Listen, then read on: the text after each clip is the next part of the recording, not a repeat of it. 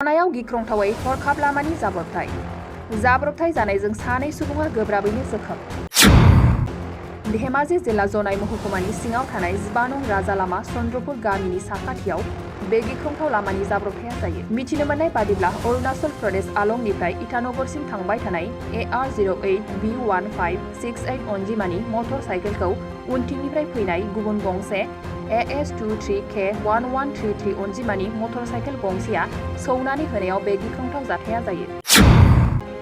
जखम जानाय सानै सुबुंनि मुंखौ राजु मरां 25 बोसोर आरो देबनाथ कुटुम 23 बोसोर होननानै मिथिनो मोननाय जादों। जोखोम जानाय सानै सुबुंखौ गिबियाव रुकसिन बेसरकारि देहा फाहामसालियाव थिसननाय जादोंमोनब्लाबो जोखोमखौ गाज्रि नुनायलाय आसाम मेडिकेल कलेजसिम दैथायहरनाय जायो। मैं आलो से आ रहा था, ईटानगर की ओर जा रहा था, तो हम जब रास्ता का बीच में चल रहा था तो पीछे से हमको सडनली आके ठोक दिया। हम कब गिर गया मालूम ही नहीं चला।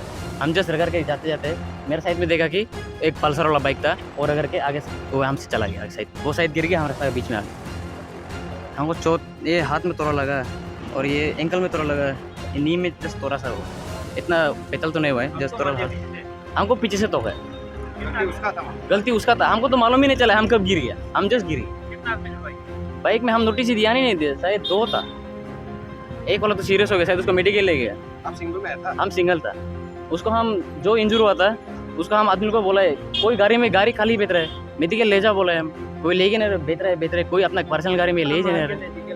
बाद में ये एम्बुलेंस तो बहुत लेट का बात है, प्राइवेट आदमी को अपना गाड़ी में ले जा बोला, प्राइवेट गाड़ी में कोई ले ही नहीं जा रहा। वो बहुत सीरियस था, उसका पूरा हेड वो आ गया ना। আমি এতিয়া এক্সিডেণ্টটো দেখা পাইছোঁ।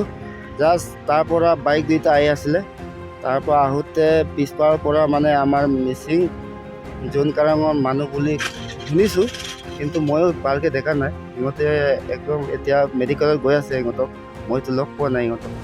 তাৰ পৰা আহি পিনি মানে এইটো এলাঙৰ পৰা ল'ৰা দুইটা, একটা মানে ছিংগলকৈ আহিছে, সেই লগত মানে ইয়াৰ মানে পিছপাৰৰ পৰা ইয়াক খুন্দা মাৰি নিজে ইয়াত কিনি পিনি অলপ এনেকুৱা কিবা হৈছে।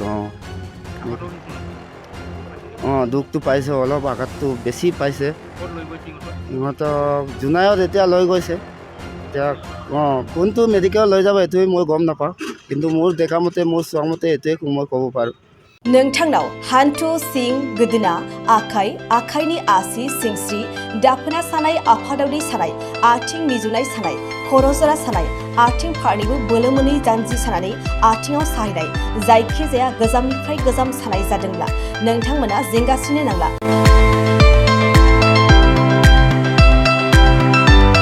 नोंथांमोननि थाखाय खम बेसेनावनो लाबोदों फिल नेचार जइन्ट पेन वेल।